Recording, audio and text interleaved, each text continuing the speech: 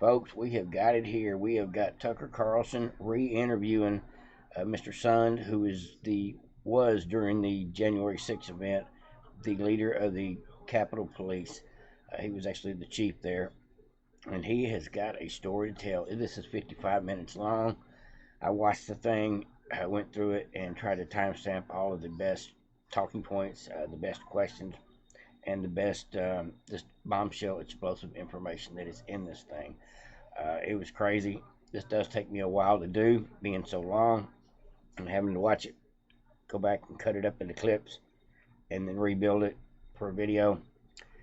It takes me forever. It seems like doing this way, but it's the best way I can bring y'all all the highlights of a video without you having to watch the full 55 minutes. If you do want to go watch the full 55 minutes, it's on Tucker Carlson's Twitter page. Very top video. Good stuff, folks. It's definitely worth the watch, no doubt about it. But I'm going to bring you some of the clips about this. Now, they did try to squash this story. That is what I believe. This right here, Tucker interviewing this guy right here was one of the main reasons that they fired Tucker over the Dominion lawsuit. Of course, probably played a big role in it, but because of the fact that Tucker was exposing the deep state behind the January 6th, he was asking questions about Ray Epps and things. And if you stick around and watch this whole video, this guy talks about Ray Epps. He talks about the failure of the Capitol Police. He talks about Nancy Pelosi's involvement and role and how she reacted. So stick around, folks. This is going to be a good video. It is cut up into a bunch of little clips here for you. I made them as short as possible, but only the best for the best. Like, subscribe, and share, and vote to Patriots if you haven't already. And let's go ahead and get into this thing. This is explosive information. You've described this as an intelligence failure, but a failure is something that happens accidentally. None of the intelligence that was coming up talking about the storming of the Capitol, killing members of Congress, or killing my police officers was ever discussed at the conference calls that I was on, at least. That doesn't seem to make sense at all. It doesn't make sense. I'm looking at my men and women having their asses handed to them, and my first thought was, fuck it, I will take whatever discipline there is. Once things got out of control, for 71 minutes, Pelosi refused to allow you to bring in the National Guard. Why don't we have answers? It doesn't seem like people really want to get to the bottom of it, and it gets worse from there. I had a conference call with the leaders of all the law enforcement. It was a call I coordinated. Not one person on that call talked about any concerns for the intelligence, the attack on the Capitol that we were seeing that was out there. That's what's scary. This sounds like a setup to me. I'm sorry, it does. New Jersey State Police beat DC National Guard to the Capitol. Wait, cops drove from New Jersey before the National Guard could get from the Armory on Capitol Hill to the Capitol. Why isn't this story everywhere? I have no idea. Now, folks, that is just a taste of what you're fixing to get to hear. I did try to record the best about 10 or 12 clips of the entire 55-minute video. Like I said, very time-consuming, but definitely well worth it to be able to hear all this juicy information. I wonder if Trump will be able to use some of this guy's testimony to help with his case that they're trying to throw against him in D.C. We'll have to see, but this is obviously damning evidence, exposes a lot, and even points a finger at Nancy herself. Now let's jump over to the 5-minute mark here. Here we go, folks. They are making up excuses to not allow more troops at the Capitol, or any troops at the Capitol, because their main excuse was the optics. That was the main excuse that come across the board as why we can't have protection at the Capitol before J6 happened, because of the fact they knew so many people were going to be there. Nancy Pelosi, the generals, military command, intelligence agencies, and the local state police, including Mayor Bowser, said, no, we don't like the way it looks. And at that point, the National Guard from surrounding states, including like West Virginia and Maryland, were not allowed to show up. That's crazy, folks, but that's part of the facts of this actual guy's testimony. And I hope they get to prove all this in court someday. Put people like Nancy Pelosi where they need to be. That decision, who denied you? I was denied by Paul Irving, House Sergeant Arms, and also Mike Stenger, Senate Sergeant Arms. And who do they On work, January 3rd. Who do they work for? It would have been working for Pelosi on the House side. That Pelosi was the #1 boss. and then McConnell on the Senate side. Mitch McConnell and Nancy Pelosi knew. So effectively, Mitch McConnell and Nancy Pelosi shut down your request. My request was shut down, one, because of optics, which is interesting. You're going to hear that term come up a couple more times. Optics, or the look of the National Guard on the Hill. But yeah, in the Capitol Police Board, I mean, it's unbelievable that I'm the only chief of police in the United States that has a law preventing me, not just regulations, rules that say I got to go and get approval to bring in the National Guard, a law. So that's crazy that Congress is going to pass a law that controls what I can do to protect the Capitol, and even in emergency. So think of this. Even while we're under attack, I have to go to those same two people to request the National Guard to be brought in. I have 340 National Guard that have been activated. At least 150 to 180 of those are in the city, many of them within eyesight of the Capitol, okay?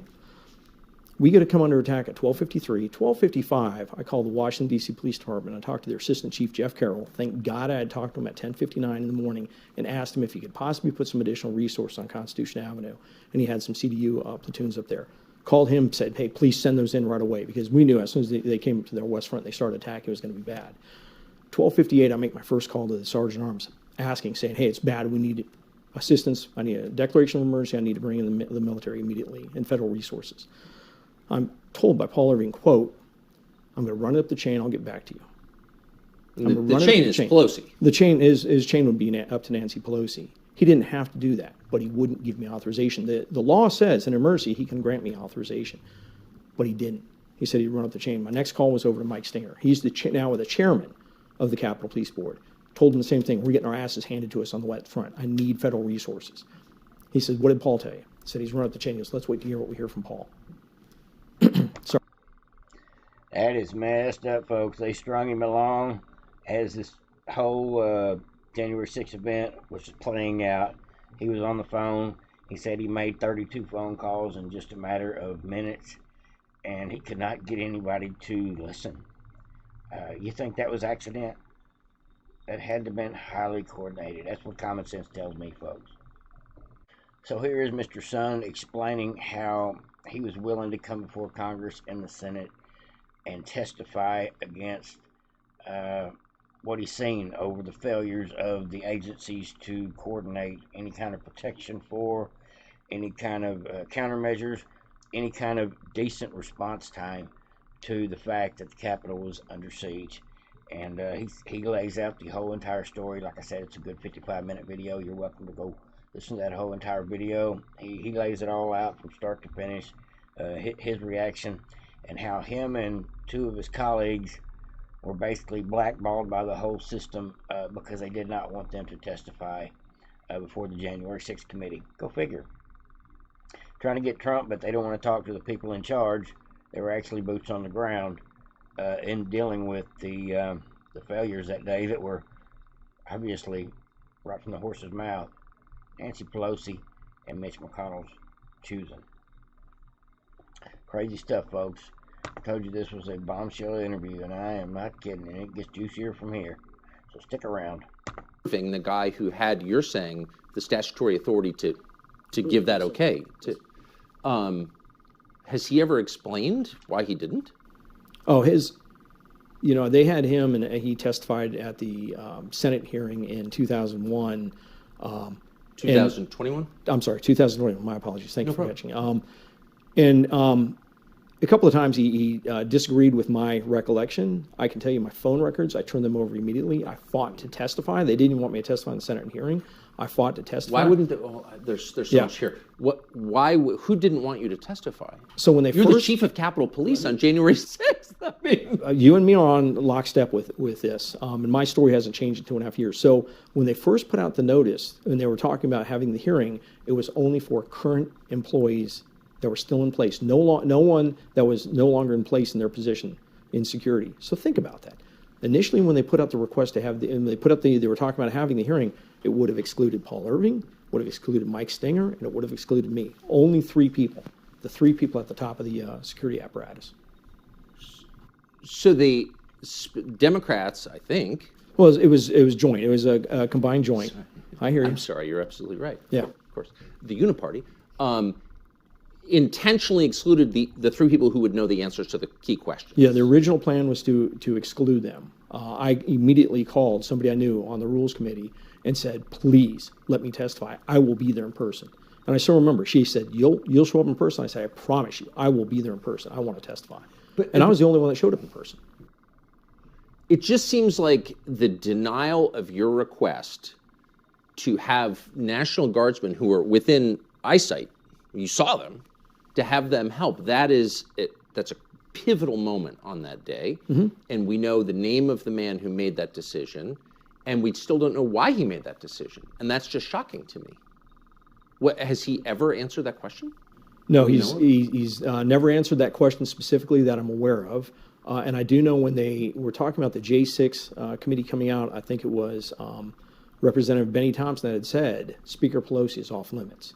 So they wouldn't get any of her records or phone records. What do you mean she's off limits? I believe that was one of the things he said, that her coming into this was she was off limits to the inquiries of the January 6th. Well, she was running the House that day. I hear you. That's some bullshit right there, folks. Benny Johnson decides that Nancy Pelosi is immune from being even asked questions or being able to be subpoenaed behind phone records or anything. We can't talk to the boss, the lady who was actually making final decisions about the security at the Capitol that day. That is a wash if I ever seen one. That is ridiculous. That's the kind of shit that pisses me off, but I still want to share it with each and every one of you. Not trying to offend you, but golly, the information this guy brings out in just an hour-long video.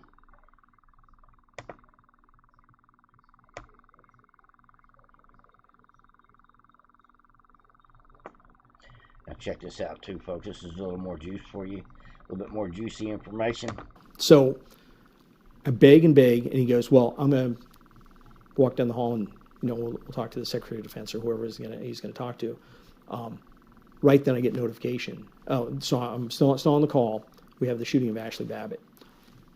And I said, we have shots fired. I still remember yelling over the phone. We have shots fired on the USA Capitol. Is that urgent enough for you now? Hang up the phone because now I got to start making my notifications. I got to call the Sergeant Arms saying, hey, we got what looks like maybe a confirmed shooting. Do you know when the National Guard finally arrived? 6 p.m. 6 p.m. they're sworn in on post. Do you know those National Guard, the 150 to 180 that are within eyesight of the Capitol? You know what they do with them? They put them in vehicles, drive them around the Capitol back to the D.C. Armory. You know where the D.C. Armory is. It's far away, yeah. Washington, yes. White House is on one side, United States Capitol, D.C. Armory almost equidistant on the other RFK side. RFK Stadium. Yeah, over by RFK Stadium. They drive them back then, and they send me in the evening trips. Not really. Can you frickin' believe it? No, that's real. That's real. And you know what else they do? While I'm begging for assistance, the Pentagon's sending resources to generals' houses to protect their homes, but not me.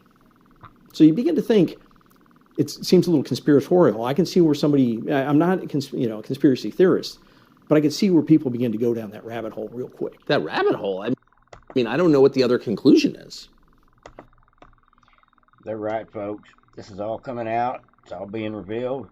It is slow walk, but, all this corruption, this scams, these sham hearings, these fake indictments, these intentionally manufactured events in our history from the J6 to the Wu flu, the 2020, all this stuff is surfacing. The truth's coming out this year. And each and every day we find out a little more about what's going on in this world. Behind the scenes, already happened, still going on, that we need to be aware of so we can fix it. So we can squash a lot of these wicked ways. Now, I got a couple more of these clips here for you folks, but there was just endless amount of clips that I pulled out that I thought were definitely worth listening to. Let's go ahead and go to this next one. Were there assets, agents, people in the Capitol and in the crowd there prior to the building being breached? That is the magic question. We've already got response to that from another whistleblower, and that was a couple weeks back. And the fact of the matter is, we now believe that a lot of this violence that happened that day was purposely orchestrated by, I would have to say government factions. Just my opinion, folks, but it's starting to look that way. Tell me what you think in the comment section down below about this mess of a video, but it's full of exposure, no doubt about it. In the aftermath of January 6th, there's been a huge debate over to what extent, there were federal agents or people who are working in some way for federal agencies in the crowd. And the initial explanation was, well, none, and you're insane if you think that. You're Alex Jones, you're crazy. And then over the last couple of years, we've seen people in authority confirm, actually, yeah, there were a lot in the crowd that day. I mean, that's now a fact. Did you know that going in? No. No. So just for perspective, since you've been to a lot of these events, there's a huge a planned demonstration in Washington, D.C. Will there always be assets, agents, people working for federal agencies in the crowd in civilian clothes? There always could be, and for like inaugurations, there would usually be some combined teams out there. One for communications, but just for situational awareness. So it wouldn't be surprising. 4th of July, different things like that, where we have. And see, that's the obvious truth. There would absolutely be there for your own procedures to start identifying intelligence and making the proper notifications. So but it does raise, and I don't have the answer to this question, and I hope I don't ever pretend that I do, but it does raise questions about the behavior of some of the people in the crowd who were instigating others to break the law, and who weren't arrested. And, given our facial recognition software capabilities, hard to believe they can't be found. And I would specifically cite a man called Ray Epps, who's now a hero on the left and funded by the Democratic Party, et cetera. But take the politics out of it. What is that? Here you have a guy on camera repeatedly saying, we're going to the Capitol. We need to go into the Capitol. Into the Capitol.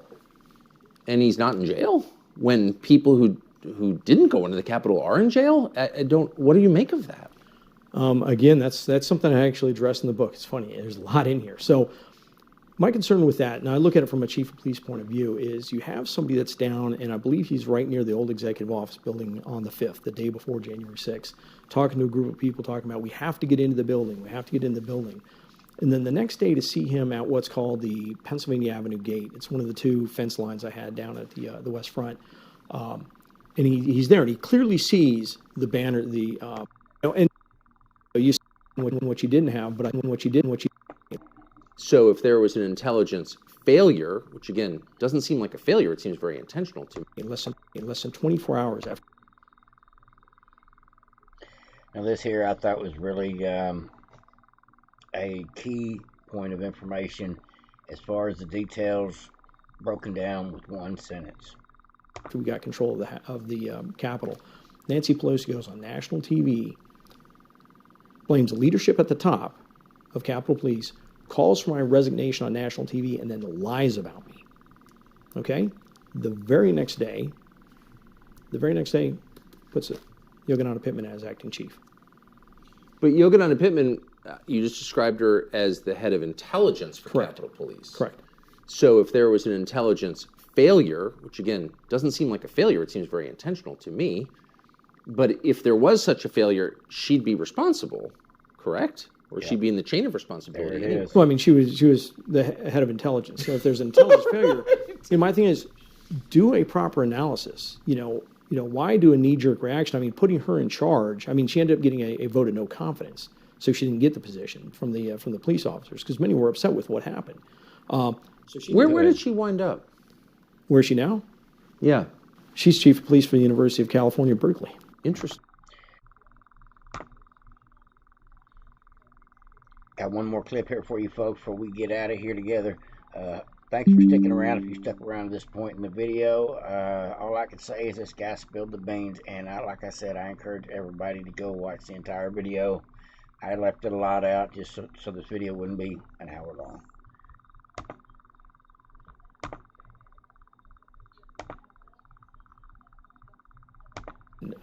It becomes politicized like that, and that's what appears to have happened. I mean, it sounds like Trump is the key to all of this. If Trump hadn't been the president, things would have been responses would have been very different, don't you think? I mean, if Barack Obama had been president, do you think that someone would have told MPD, the Washington, D.C. Police Department, they couldn't protect the White House? Again, I protect the White House. I see what you're saying there. I don't know. I mean, I think not.